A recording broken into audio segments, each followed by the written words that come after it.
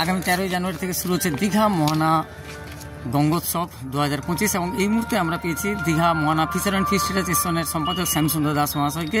কতদিন ধরে চলবে, কী কী প্রোগ্রাম রয়েছে এবং এবছরের এই পুজো প্যান্ডেল কোন মন্দিরের আদলে তৈরি হচ্ছে আপনাদের সামনে ওনাদের বক্তব্য তুলে ধরছে। সঙ্গে থাকুন, দেখতে থাকুন দীঘা লাইভের মাধ্যমে সেই চিত্র।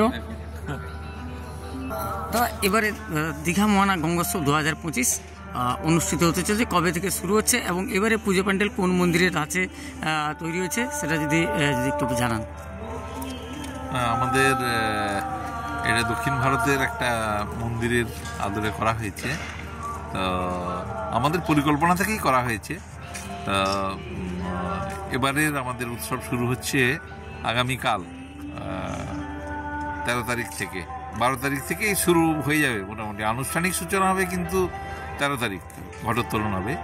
তারপর 13 থেকে চলবে আগামী 20 তারিখ পর্যন্ত। অনেক প্রোগ্রাম রয়েছে এবছর, আর অনেক আকর্ষণও রয়েছে এই মেলাটাতে। যতটা অনেক বেশি মানুষকে খুশি করতে পারবো সেই প্রয়াসই আমরা নিয়েছি, সেভাবে আমরা সাজসজ্জা তৈরি করছি। আর শুভ সূচনা তো এখনও হয়নি, আগামীকাল থেকে ধীরে ধীরে আরও অনেক কিছু নতুন জিনিস দেখতে পাবেন। কে উদ্বোধন করবেন এবং কি কি বিশেষ আকর্ষণ রয়েছে যদি একটু বলেন দর্শকদের। এখানে আমাদের উদ্বোধনের জন্য মাননীয় মৎস্যমন্ত্রীকে রাখা হয়েছে, আমাদের রাজ্যের মৎস্যমন্ত্রী। ওনাকে উদ্বোধনের জন্য আমরা আমন্ত্রণ জানিয়েছি, উনি আসবেনও বলেছেন। আকর্ষণের মধ্যে মূলত সাংস্কৃতিক দিকগুলো অনেক কিছু আছে। তারপর সোশ্যাল ওয়ার্ক তো আমরা করেই থাকি, মৃত মৎস্যজীবীদের পরিবারবর্গকে আর্থিক সহযোগিতা, ছাত্রছাত্রীদের কিছু শিক্ষা সামগ্রিক সহযোগিতা, আর দুস্থ ব্যক্তিদের শীতবস্ত্র দান ইত্যাদির তো থাকেই। তারপর বিনোদনের জন্য অনেক বড় বড় আর্টিস্ট আসছে, 5 দিন 6 দিন ধরেই বিনোদন চলবে। তার সঙ্গে সাংস্কৃতিক ব্লাড ডোনেশন আছে। এইসব সোশ্যাল ওয়ার্ক এবং সাংস্কৃতিক দুটো দিকই আমরা তুলে ধরতে চাইছি, সবাই উপভোগ করতে যেতে পারে সেই চেষ্টা আমরা চালিয়ে যাচ্ছি। আশা করি আমরা সফল হব এবং মানুষও উপভোগ করবে। আচ্ছা, এটা কততম বর্ষে পড়লো এবারে আপনাদের? এটা আমাদের 53তম বর্ষ পড়লো এবং সেই সঙ্গে বিশেষ আকর্ষণ রঙিন আতশবাজির প্রদর্শন হয়েছে, যেটাতে প্রচুর সংখ্যক মানুষ বিভিন্ন জায়গা থেকে আসে। হ্যাঁ, আতশবাজির অনুষ্ঠানটা অন্যান্য বছরের চেয়ে আরও একটু বেশি আকর্ষিত করার বিষয়ে আমরা উদ্যোগ গ্রহণ করেছি। সেজন্য আমাদের কিছু সদস্য আছেন যারা আপ্রাণ চেষ্টা করে যাচ্ছেন এবং বহু দূর দূরান্ত থেকে যারা ভালো ভালো বাজিগর তাদেরকেও নিয়ে আসার চেষ্টা করছেন। সাউথ ইন্ডিয়া থেকেও যোগাযোগ এরা করছে, তামিলনাড়ু থেকে যাতে আসে। এইসব বিভিন্ন জায়গা থেকে ভালো ভালো বাজির প্রদর্শক এরা একত্রিত হয়ে যাতে বাজি উৎসবটাকে আরও সুন্দর করা যায় সেটা করবে। এবং বাজি উৎসবটা হবে আমাদের 14 তারিখ সন্ধ্যা 7টাতে। আচ্ছা, আরেকবার যদি বলেন যে এই যে পুজো প্যান্ডেল কোন মন্দিরের আদলে, যদি আরেকবার বলেন।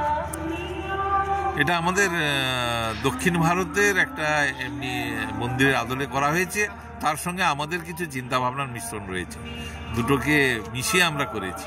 আচ্ছা, এবার কত টাকার বাজেট আনুমানিক? যদি আমাদের তো টোটাল বাজেট প্রায় 80 লক্ষ টাকার বাজেট, সব কিছু মিলে।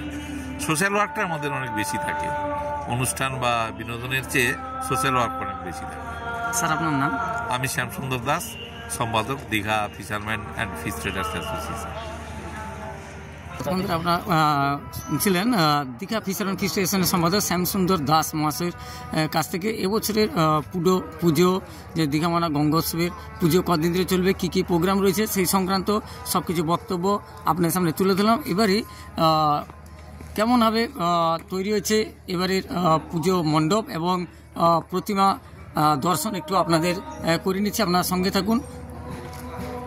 দীঘা লাইভের মাধ্যমে আপনারা দেখছেন এবারে গঙ্গোৎসব দীঘা মোহনা গঙ্গোৎসব 2025 এবছরের পুজোর প্যান্ডেল এবং প্রতিমা। দীঘা মোহনা গঙ্গোৎসব 2025 এবারে পুজো মণ্ডপ তো দেখলেন, এবারে প্রতিমা দেখাচ্ছে আপনাদের।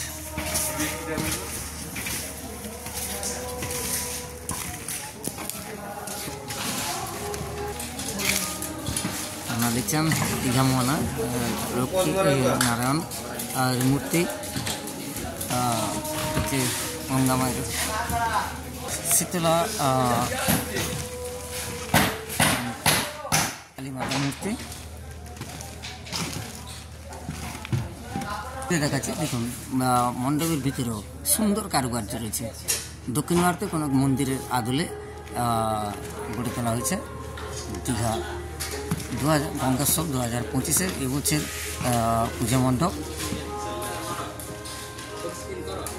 আগামী 13ই জানুয়ারি শুরু হচ্ছে দীঘা মহানা গঙ্গোৎসব 2025 এবং দীঘা মহানা গঙ্গোৎসবের যে শেষ মুহূর্তে প্রস্তুতি চলছে এবং কেমনভাবে গড়ে উঠছে মন্দির পুজো প্যান্ডেল এবং প্রতিমা এবং শেষ মুহূর্তে চলছে প্রস্তুতি এবং দীঘা মহানা ফিশারম্যান ফিশারিজেশনের সম্পাদক শ্যামসুন্দর দাসের বক্তব্য আপনার সামনে তুলে ধরলাম। এতক্ষণ ধরে আপনারা দেখছিলেন দীঘা লাইভের মধ্যে চিত্র, সঙ্গে ছিলাম আমি সুভাষ মিশ্র।